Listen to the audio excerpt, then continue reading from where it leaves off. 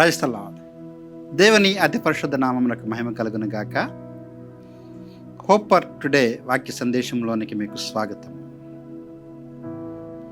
మన జీవితంలో మనము ఏ కష్టము చేసినా కానీ మన కష్టార్జితము అనేది మనము అనుభవించాలని కోరుతూ ఉంటాం. అది ఉద్యోగమైనా, వ్యాపారమైనా, కూలి పని అయినా అన్నీ కూడా వాటి ద్వారా వచ్చే రాబడి మనము అనుభవించాలని కోరుతూ ఉంటాం. కానీ చాలా సమయాలలో, చాలా సందర్భాలలో మనము కాకుండా మన యొక్క రాబడిని లేదా కష్టార్జితమును వేరే వాళ్ళు అనుభవించే స్థితిలో ఉంటూ ఉంటాం.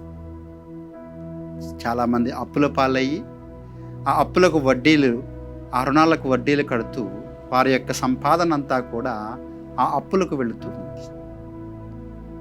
మరి కొంతమంది అనారోగ్యం పాలై వారి యొక్క కష్టార్జితం అంతా వైద్యశాలలకు, మందులకు వెళ్తూ ఉంటారు. అయితే దేవుడు మన కొరకు ఇస్తున్న వాగ్దానం ఏంటి అంటే యెషయా గ్రంథము 62వ అధ్యాయము 9వ వచనాన్ని చదువుతాం. యెషయా గ్రంథము 62వ అధ్యాయము 9వ వచనము. ధాన్యము కూర్చిన వారే దాని భుజించి యెహోవాకు స్తుతి చెల్లించురు. పండ్లు కోసిన వారే నా పరిశుద్ధాలయ మంటపములలో దాని త్రాగుదురు. మరొకసారి చదువుతున్నాను. ధాన్యము కూర్చిన వారే దాన్ని భుజించి యెహోవాకు స్తుతి చెల్లింతురు. పండ్లు కోసిన వారే నా పరిశుద్ధాలయ మంటపములలో దాని త్రాగుదురు. దేవుడు మనతో మాట్లాడుతున్న మాట ఏమిటి అంటే, ధాన్యము కోసిన వారే, ధాన్యమును పండించిన వారే దానిని తింటారు. అంటే మనము కష్టపడిన సొమ్ము ఏదైతే ఉందో, మన కష్టార్జితం ఏదైతే ఉందో, మన రాబడి ఏదైతే ఉందో దానిని మనము అనుభవిస్తాము. చాలా ఆశీర్వాదకరమైన మాట.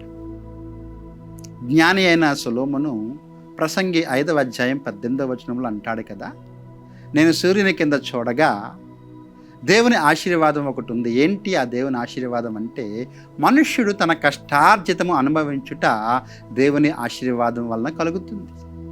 అది అందరికీ కలగదు సుమా.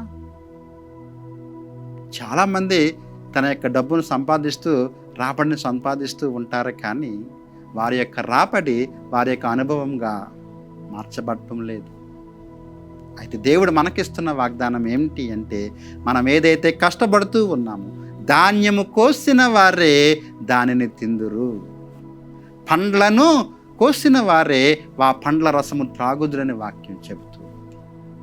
అయితే ఇలా ఉండాలి అన్నట్లయితే దేవుని ఆశీర్వాదం ఉండాలి. ఇదిగో దేవుడే మనకు వాగ్దానం చేస్తూ ఉన్నాడు. కాబట్టి నిశ్చయముగా మన యొక్క చేతుల కష్టార్జితము మనము అనుభవించాలి. కృప దేవుడు మనకు దయచేయను గాక. అయితే దీనికి ఒక షరతు కూడా ఉంది. ఎక్కడ అంటే ఆయన సన్నిధిలోనే ఉండాలి, ఆయన పరిశుద్ధ మండపంలోనే ఉండాలి. అంటే దేవుని సహవాసములో ఉంటే మనము మన యొక్క కష్టార్జితాన్ని పరులకు ఇవ్వకుండా అనుభవించే వారముగా ఉంటాం. కాబట్టి మన కష్టార్జితం మనమే అనుభవించాలి అంటే దేవునితో సహవాసం కలిగి ఉండాలి. అట్టి కృప దేవుడు మనకు దయచేయను గాక. ఆమేన్. ప్రార్థన. ప్రేమగల ప్రభువా, కృపగల తండ్రి, మా ప్రియులను చేతులకు అప్పగిస్తున్నాను. వారు నెలంతా, రోజంతా కష్టపడి ఏదైతే సంపాదిస్తూ ఉన్నారో ప్రభు, ఆ కష్టార్జితము పరుల పాలవ్వకుండా వారే అనుభవించే కృప, అట్టి ఆశీర్వాదం వారికి దయచేస్తూ ఉన్నందుకు మీకు వందనాలు చెల్లిస్తూ యేసు నామములో అడిగి వేడుకుంటున్నాము తండ్రి. Amen. God bless you friends.